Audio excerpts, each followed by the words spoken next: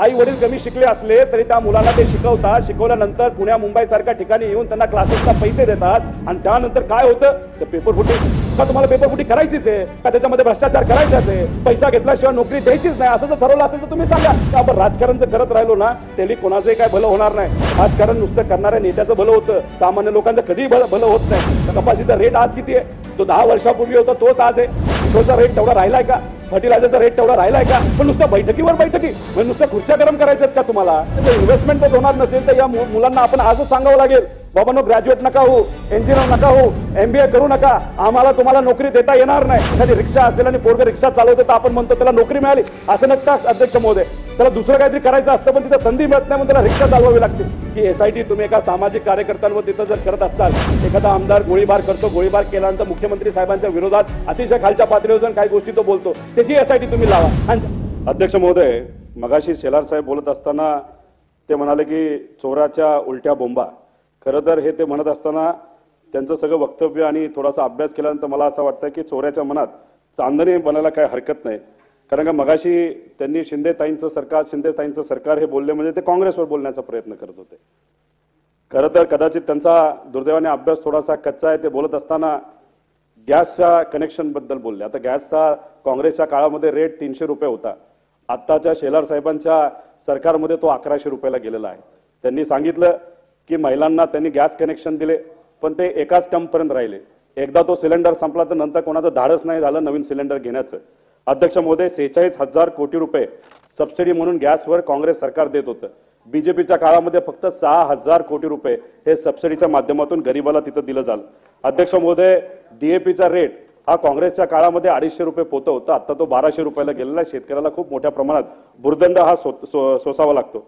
अध्यक्ष महोदय, शेलार साहेबांचं सरकार पहिल्या दिवसापासून म्हणत आहे की शेतकऱ्याचं उत्पन्न आम्ही दुप्पट करू. दुप्पट उत्पन्न तर काही झालंच नाही पण खर्च नक्की दुप्पट झालेला आपण सर्वांनी तिथं बघितलंय. अध्यक्ष महोदय, पेट्रोल वरचा जो कर होता तो 3 रुपये हा काँग्रेसमध्ये शिंदेताईंच्या सरकारमध्ये होता, आता तो 32 रुपयाला त्यांनी घेऊन नेलेला आहे.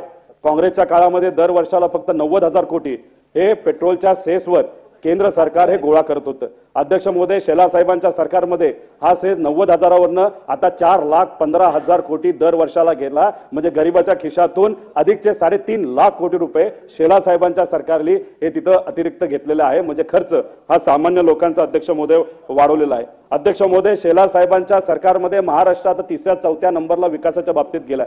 शिंदेताईंचं म्हणजे काँग्रेसचं सरकार असताना महाराष्ट्र नेहमी 1 नंबर इन्व्हेस्टमेंटच्या बाबतीत या देशामध्ये राहिलेलं सरकार आहे. अध्यक्ष महोदय, स्टार्टअप इकोसिस्टम मध्ये महाराष्ट्र काँग्रेस आणि शिंदेताईंच्या सरकारमध्ये 1 नंबरला नेहमी राहायचं. अध्यक्ष महोदय, आज अशी परिस्थिती आहे, गुजरात, तामिळनाडू आणि इतर राज्य आपल्या पुढे तिथे गेलेले आहेत. अध्यक्ष महोदय, आज जर आपण बघितलं तर तिथं कायदा व सुव्यवस्थेच्या बाबतीत सकारात्मक दृष्टिकोनातून आपलं राज्य नेहमी चांगल्या नंबरला असायचं. आता काय कायदा सुव्यवस्थेच्या बाबतीत उत्तर प्रदेश आणि बिहार आपल्यापेक्षा बरे अशी परिस्थिती आज बोलायची वेळ दुर्दैवाने तिथं आले. अध्यक्ष महोदय, काँग्रेस राष्ट्रवादीच्या काळामध्ये महाराष्ट्रामध्ये असणारे नेते हे महाराष्ट्रातला विकास करायचे. दुर्दैव आज असं आहे की ह्यांचं शेलार साहेबांचं सरकार आल्यापासून महाराष्ट्रातले नेते महाराष्ट्रातला विकास सोडून गुजरातचा विकास तिथे करायला लागलेले आहेत. जो आपल्या हक्काचे इन्व्हेस्टमेंट महाराष्ट्रातले आहेत ते तिथे गुजरातला मोठ्या प्रमाणात गेलेले. अध्यक्ष महोदय, भाषण करणं हे सोपं असतं, नुसतं एखाद दुसरा मुद्दा कुठला तरी घ्यायचा त्याच्यावर बोलणं हे सोपं असतं. त्यांनी मगाशी सांगितलं एका कुठल्या तरी पत्रकारांवर म्हणजे कुलकर्णींवर जी कारवाई झाली होती उद्धव ठाकरे साहेबांचं आणि महाविकास आघाडीचं सरकार असताना. अध्यक्ष महोदय, त्यांनी चुकीची माहिती इथं दिली होती. त्यांनी कुठल्या तरी बिझनेसमनचं नाव घेतलं, ते तसं झालं नव्हतं. त्या पत्रकारांनी अशी बातमी केली होती की आता ट्रेन हे उत्तर प्रदेशला बिहारला जायला आता सुरुवात होते आणि तिथं गर्दी झाली. करोनाच्या काळामध्ये मोदी साहेबांनी सांगितलं होतं की गर्दी करू नका आणि खोटी बातमी झाल्यानंतर गर्दी झाल्यानंतर कारवाई अध्यक्ष महोदय करावी लागली. त्यामुळे हे शब्द घेऊन आणि नुसतं पूर्वीचे शब्द बोलल्यानंतर लोकांना हाताला काम आणि पोटाला अन्न मिळणार आहे का? पूर्वीच्या सरकारने हे केलं, पूर्वीच्या सरकारने हे केलं, तुम्ही आता सत्तेत तुम्ही काय आता करताय ते सांगा ना. अध्यक्ष महोदय, आज जर आपण बघितलं तर गुजरातमध्ये 26 लाख कोटी रुपयाचे करार हे तिथं गुजरात व्हायब्रंट गुजरात समेतमध्ये झाले. 26 लाख कोटी आणि 40 लाख युवांना तिथं त्या माध्यमातून पुढच्या 3 वर्षामध्ये नोकऱ्या मिळणार आहेत. महाराष्ट्राने काय चुकीचं केलंय? 3 लाख कोटीचे करार तिथं झाले, ते सुद्धा डावोसमध्ये जाऊन केले, अतिरिक्त खर्च केला. आणि कोणाबरोबर करार केले तर महाराष्ट्रामध्ये आणि मुंबईमध्ये ज्या कंपनीचे ऑफिसेस आहे त्या कंपनी बरोबर तुम्ही डावोसला जाऊन खर्च करून तिथं करार करता आणि मग धुळफेक करताय ना. अरे करायचं असतं तर 6 महिने आधी इथं बसून तुम्ही जर करार केला असतं तर काय वाईट झालं असतं? अध्यक्ष महोदय, इथं जे प्रोजेक्ट आपल्या सर्वांच्या महाराष्ट्राच्या हिताचे होते, इथं असणाऱ्या 4-5 लाख युवांना, ग्रॅज्युएट युवांना हाताला काम मिळालं असतं सहजपणे. गुजरातचं इलेक्शन होतं म्हणून गुजरातला तुम्ही ते पाठवले, ते आणण्यासाठी तुम्ही कुठं प्रयत्न करताय? अध्यक्ष महोदय, आज इथं या युवांना हाताला काम आपण सर्वांनी दिलं पाहिजे. जर एखादा प्रोजेक्ट आज आला तर नोकरी देण्यासाठी 3 वर्ष जातात, आणि मग आता जर खर्च नाही झाला तर 3 वर्षानंतर जे युवा आज बिझनेस मार्केटमध्ये, जॉब मार्केटमध्ये येणार आहे, त्यांना हाताला काय अध्यक्ष महोदय कोण काम देणार आहे?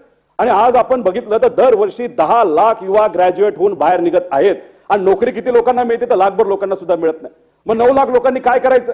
वडिलाचं समजा एखादी रिक्षा असेल आणि पोरगा रिक्षा चालवतो तर आपण म्हणतो त्याला नोकरी मिळाली, असं नसतं अध्यक्ष महोदय. त्याला दुसरं काहीतरी करायचं असतं, पण तिथं संधी मिळत नाही म्हणून त्याला रिक्षा चालवावी लागते. अध्यक्ष महोदय, टपरीवर बसून तिथं कुठेतरी काम करावं लागतं. एखाद्या शेतामध्ये मन नसताना सुद्धा तिथं काम करावं लागतं. अध्यक्ष महोदय, याला एम्प्लॉयमेंट म्हणत नाही. सरकार जेव्हा तिथं फेल होतं तर मग अशा पद्धतीने मन नसताना सुद्धा या युवांना तिथं काम करावं लागतं. अध्यक्ष महोदय, खऱ्या अर्थाने आपल्याला पॉवर्टी सायकल ही जर ब्रेक करायची असेल तर युवांना हाताला काम आजच्या आज तिथं अध्यक्ष महोदय तिथं आपल्या सर्वांना द्यावं लागेल. अध्यक्ष महोदय, कर्नाटकचा एक तिथं असणाऱ्या इंडस्ट्रियल डेव्हलपमेंटचा जो अधिकारी आहे तो तिथं वेगळ्या देशांमध्ये जातो, तिथं चर्चा करतो. तिथं चर्चा केल्यानंतर तिथं तायवानला गेला होता कर्नाटकाचा एक अधिकारी. तिथं जाऊन फक्त तिथं चर्चा केल्यानंतर 150-200 कोटीची इन्व्हेस्टमेंट त्यांनी आली. अहो, इथले आपले लोक तायवानला जातात, 3 दिवसामध्ये 4.5 कोटी रुपये खर्च करतात 3 लोक. अरे तुम्ही विमानाने गेला होता का? स्वतःचं विमान घेऊन गेला होता आणि तिथं रोल्स रॉईस मध्ये फिरत होता का? मग अतिरिक्त खर्च करायचं कारण काय? एक साधा करार सुद्धा त्यांनी तिथं केला नाही. मग असं जर आपण काम करत राहिलो तर कधी इन्व्हेस्टमेंट आपल्याकडे येणार? ठीक आहे, कदाचित आपले मंत्री महोदय वेगळ्या गोष्टींमध्ये बिझी असतील, पण हे इन्व्हेस्टमेंट आज नाही आले तर भविष्यामध्ये आपली जी पिढी आहे ती अडचणीत येऊ शकते. अध्यक्ष महोदय, पूर्वीच्या काळामध्ये आपण उत्तर प्रदेशला कुठेतरी असं म्हणायचो एकदम अविकसित राज्य आहे.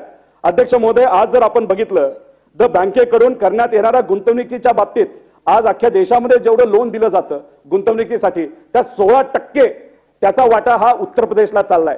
2013-14ला तो वाटा 1% होता आणि आपला वाटा 19% होता. आज त्याच्यामध्येच आपल्या महाराष्ट्राचा वाटा हा 7% आलेला आहे. अध्यक्ष महोदय, जर इन्व्हेस्टमेंटच होणार नसेल तर या मुलांना आपण आजच सांगावं लागेल, बाबांनो ग्रॅज्युएट नका हो, इंजिनियर नका हो, MBA करू नका, आम्हाला तुम्हाला नोकरी देता येणार नाही, असं आजच आपण त्या युवांना तिथं अध्यक्ष महोदय सांगू. स्टार्टअप इकोसिस्टमच्या मागे बाबतीत आपण 3ऱ्या-4थ्या नंबरला अध्यक्ष महोदय गेलेलो, तिथं सुद्धा गुजरात आता 1 नंबरला आहे. अध्यक्ष महोदय, ओडिशा सारखं छोटंसं राज्य, तिथं GSW 2 लाख कोटी रुपयाची इन्व्हेस्टमेंट करते एक कंपनी, आणि मग आपलं राज्य का मागे पडतं अध्यक्ष महोदय? अहो, तिथं चिप मॅन्युफॅक्चरिंगसाठी एक विशिष्ट पॉलिसी केली गेली. ज्या नवीन कंपन्या चिप मॅन्युफॅक्चरिंगच्या देशामध्ये येतात त्या सगळ्या ओडिशाला चालल्यात. अहो, का आपण या बाबतीत एखादी पॉलिसी करत नाही? का याच्यासाठी आपण प्रयत्न करत नाही? अध्यक्ष महोदय, याच्यावर काम नाही केलं तर अतिशय बिकट परिस्थिती येत्या काळामध्ये तिथं होणार आहे. अध्यक्ष महोदय, ज्या इंडस्ट्री आपल्या राज्यातून दुसऱ्या राज्यात गेल्यात, आता साधं त्यांच्याबरोबर चर्चा तरी करायला पाहिजे की का महाराष्ट्राला तुम्ही सोडत आहात, का इथल्या तुम्ही कर्मचाऱ्यांना सोडत आहात, का इथल्या कामगारांना तुम्ही सोडत आहात? लाईटचं बिल जास्त येते का? लाईटचे रेट आम्ही कमी करायचे का? टॅक्स कन्सेशन तुम्हाला देऊ का? तुम्ही एक्सपेन्शन अजून करता येईल का? अशा प्रकारच्या चर्चा कुठेही तिथं होत नाही. ज्या स्मॉल स्केल इंडस्ट्रीज आहेत त्याच्याबद्दल तर कुणी बोलेनाच. मंत्री महोदयांना वेळ नाही, अधिकाऱ्यांना वेळ नाही, मोठ्या इंटरनॅशनल ट्रिप करायला बरं यांना जमतं, पण या स्मॉल स्केल इंडस्ट्री असतील, मीडियम स्केल इंडस्ट्री असतील, नाही तर ज्या इंडस्ट्री ऑलरेडी आपल्या महाराष्ट्रामध्ये त्यांच्यामध्ये एक साधी बैठक सुद्धा या लोकांचे अध्यक्ष महोदय होत नाही. आणि म्हणून मी तुम्हाला सांगतो की याच्यावर या सरकारने कुठे ना कुठेतरी लक्ष हे दिलं पाहिजे. अध्यक्ष महोदय, व्हाईट पेपर काढले जातात, केंद्र सरकार व्हाईट पेपर काढतं, त्याच्यामध्ये इथं महाराष्ट्रामध्ये प्रवेश होऊन जातो. पण ह्याच्यावर तरी व्हाईट पेपर काढा ना. आपल्या कंपन्या या महाराष्ट्रातून का बाहेर चालल्या आहेत याच्यावर थोडासा प्रयत्न करा. कुटुंबान पार्टी फोडणं कदाचित सोपं असू शकतं, पण या महाराष्ट्रामध्ये विकासाच्या बाबतीत आपल्या या महाराष्ट्राला 1 नंबर ठेवणं हे तसं सोपं नाही. जर तुम्ही कामच करणार नसाल तर हे कधीच होणार नाही अध्यक्ष महोदय. उत्तर प्रदेश जाईल पुढं, त्यानंतर बिहार जाईल पुढं, आणि आपण तसंच गुजरात तर ऑलरेडी आपल्या पुढे तिथं अध्यक्ष महोदय गेलेला आहे.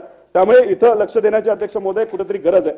अध्यक्ष महोदय, माझ्या MIDCचा प्रश्न अनेक वेळा मी या विधिमंडळामध्ये मांडला. आश्वासन माझ्या मंत्र्यांनी तिथं दिलं होतं. तिथं अध्यक्षांनी बैठक सुद्धा लावली होती. अध्यक्षांनी बैठक लावली, मी तिथं 4 तास बसलो, तिथं मंत्री आले सुद्धा नाही. इथं शब्द देऊन सुद्धा शब्द पाळत नाही. आणि विधान परिषदेचा एखादा आमदार जर तिथं बैठक लावतो, ती बैठकीला तिथं असं लोकांनी निवडून दिलेल्या आमदारांना तुम्ही बोलत नाही, माझा इगो हट होत नाही, मला त्या बाबतीत काय वाईट वाटत नाही. पण नुसत्या बैठकीवर बैठकी म्हणजे नुसत्या खुर्च्या गरम करायच्यात का तुम्हाला? माझ्या मतदारसंघातल्या लोकांना खऱ्या अर्थाने तिथं विकास व्हावा अशी त्यांची इच्छा आहे. आणि मग MIDC आल्यानंतर आपल्याला हाताला काम मिळेल ही जर इच्छा त्यांची असेल आणि त्याच्या बाबतीत नुसतं राजकारण होत असेल तर मानसिक ताप माझ्या मतदारसंघाच्या लोकांना तिथं होतोय आणि इथं मुद्दा मांडला की लगेच तिथं बैठक लावतात. आपण बैठक लावून करता काय जर तुम्ही निर्णय घेणार नसेल तर त्याचा फायदा सामान्य लोकांना कधी होणार? अध्यक्ष महोदय, नुसतं आपण राजकारण जर करत राहिलो ना त्याला कोणाचंही काय भलं होणार नाही. राजकारण नुसतं करणाऱ्या नेत्याचं भलं होतं, सामान्य लोकांचं कधी भलं होत नाही. त्यामुळे या MIDCच्या बाबतीत अध्यक्ष महोदय एवढा फॉलोअप तिथं मी केलेला आहे, पत्र व्यवहार केलेला आहे, त्याची EPC बैठक सुद्धा तिथं झालेली आहे, त्यांनी परवानगी सुद्धा दिलेली आहे. मग काय अडचण आहे? 90% 95% काम झालं असेल तर साधी तुम्हाला सही करता येत नाही का? मी विरोधात आहे म्हणून आम्ही भूमिका बदलत नसेल, पण माझी भूमिका माझ्या मतदारसंघातल्या लोकांच्या बाजूनी तर सरळ आहे, त्यांच्या बाजूची आहे.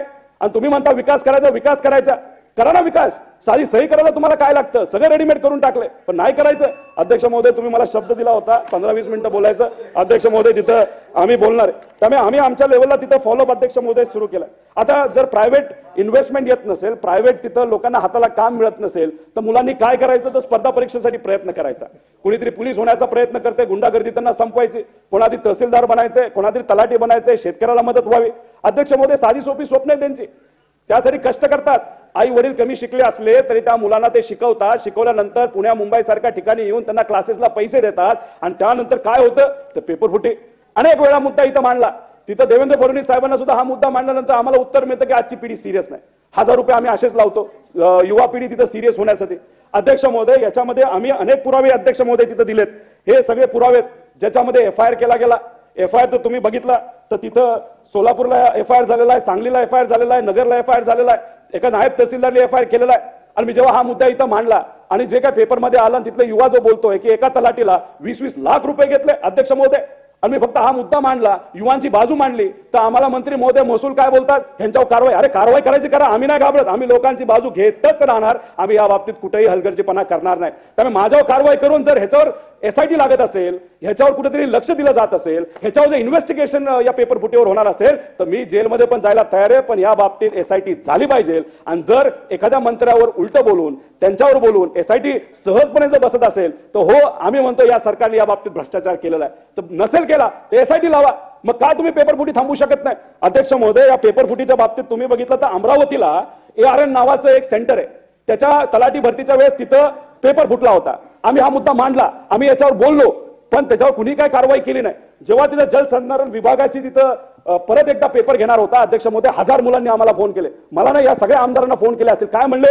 ह्या सेंटरवर पेपर फुटी झाली, तिथं परीक्षा घेऊ नका, तिथं परत काहीतरी घोळ होईल. अध्यक्ष महोदय, जसं बोललो तसं झालं, तिथं परत पेपर फुटला. अधिकारी कोण होता? तर त्याच विभागाचा प्रशांत नावाचा एक अधिकारी, त्यांनी तिथं पेपर फोडला. अहो, काय या गरीबाली चुकीचं केलं अध्यक्ष महोदय? का पेपर फुटी सातत्याने होते? अध्यक्ष महोदय, याच्यामध्ये काय रॅकेट आहे का? याच्यामध्ये काय 100-200 कोटी कमवण्यासाठी, 1000 कोटी कमवण्यासाठी गरीबाचं जर तुम्ही भविष्य अडचणीत आणणार असाल तर सरकारने कुठेतरी त्या बाबतीत जी कमिटी फॉर्म केली त्या कमिटीचा काहीतरी निर्णय घेऊन डायरेक्ट पेपर फुटीच्या विरोधात कायदा करायला काय हरकत आहे? कोण थांबवतंय? का तुम्हाला पेपर फुटी करायचीच आहे का? त्याच्यामध्ये भ्रष्टाचार करायचाच आहे? पैसा घेतल्याशिवाय नोकरी द्यायचीच नाही असं जर ठरवलं असेल तर तुम्ही सांगा. व्यापमचं जर रेकॉर्ड तोडायचं असेल तर या सरकारने ठरवलं तर तुम्ही करा, पण तुम्ही किती केलं तरी आम्ही युवांची बाजू तिथं मांडणारच. पण आपण अध्यक्ष महोदय याच्यामध्ये न्यूट्रल असता, मुलांची बाजू घेऊन कुठली तरी कारवाई करण्यासाठी या सरकारला तिथं अध्यक्ष महोदय सांगा. मुंबई उच्च न्यायालय सहाय्यक परीक्षा, महाराष्ट्र जलसंपदा विभाग, PhD फेलोशिप परीक्षा, सार्वजनिक बांधकाम, तलाठी भरती, या सगळ्या गोष्टींमध्ये अध्यक्ष महोदय तिथं पेपर फुटी झाली. अध्यक्ष महोदय, या सगळ्या गोष्टींकडे कुठे लक्ष द्यायची जरूर. अध्यक्ष महोदय, MPSC आम्हाला असं वाटतं की ते सगळ्यात न्यूट्रल एक संघटना आहे, संस्था आहे. अध्यक्ष महोदय, तिथं सुद्धा कॉन्ट्रॅक्टवर लोक घेतली जातात. अध्यक्ष महोदय, आम्ही कॉन्ट्रॅक्ट भरतीच्या विरोधात, आणि MPSC मध्ये 40 लोक कॉन्ट्रॅक्टवर घेतली जातात. म्हणजे आम्ही जो मुद्दा मांडतो, जे युवा तिथं आंदोलन करतात, काही तर आत्महत्या करायचं तिथं म्हणतात, हे काय सरकारला काय त्याच्याबद्दल काही सिरियसनेस नाही का अध्यक्ष महोदय? आणि तुम्ही डायरेक्ट MPSC मध्ये कॉन्ट्रॅक्ट भरती करता, हे कुठेतरी तुम्ही मेसेज देण्याचा प्रयत्न करत आहात की आम्ही युवांच्या बद्दल सिरियस नाही. अहो, युवांचे वडील शेतकरी कष्ट करतात, अहो कांदा पिकवतात, अहो कांदा पिकवल्यानंतर आजची कांद्याची काय परिस्थिती आहे? अध्यक्ष महोदय, सहजपणे AC मध्ये बसताना तुम्ही निर्णय घेता. अहो अध्यक्ष महोदय, आज देशामध्ये 13 लाख हेक्टरवर 230 लाख क्विंटल कांद्याचं उत्पादन होतं, आणि आपल्या या देशामध्ये 195 क्विंटल कांदा, लाख क्विंटल कांदा तिथं लागतो. अध्यक्ष महोदय, 35 लाख क्विंटल कांदा आज अतिरिक्त आहे. मग काय एक्सपोर्ट थांबवला? काय याच्यावर निर्णय घेत नाही? अध्यक्ष महोदय, याच्यामध्ये तर कहर झालाय. गुजरातमध्ये कांदा मार्च मध्यपासून पुढे कांदा शेतकऱ्याकडे यायला सुरुवात होतो, आणि महाराष्ट्रातला तोपर्यंत शेतकऱ्याचा कांदा संपलेला सुद्धा असतो. आता 31 मार्च पर्यंत तुम्ही एक्सपोर्ट थांबवलेला आहे. मग महाराष्ट्राचं नुकसान झालं. अख्ख्या देशाचं 10,000 कोटीचं झालं, ते शेतकऱ्याचं झालं, त्याच्यामध्ये महाराष्ट्राचं 5,000 कोटीचं झालं.